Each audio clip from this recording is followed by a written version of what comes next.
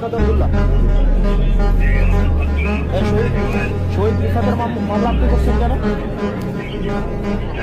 মানে শহীদ রিফাতের মামলা আপনি কেন করছেন? সে আপনার আন্দোলনে ছিল, ওর মা বলতেছে আপনি মামলা দিয়ে বাণিজ্য করতেছেন, মানে মায়ের থেকে মাসির দরদ বেশি হয়ে গেছে না?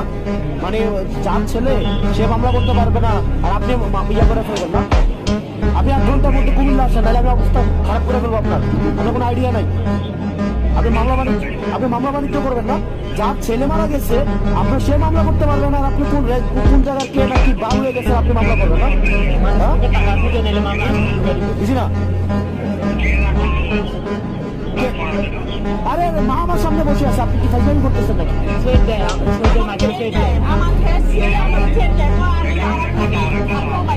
আরে অনেক কথা, মানে কি যার ছেলে মারা গেছে আপনি ফাইজলামি পাইছেন নাকি? অনেক কথা।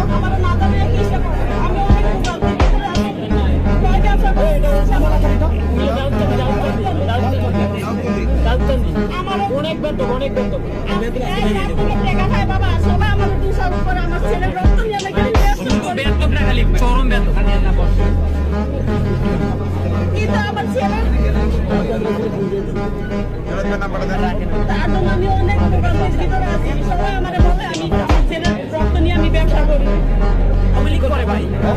সে মামলা করে কেমন? সে বাঁচার জন্য, সে গাড়ি কাটার জন্য ভাই এরকম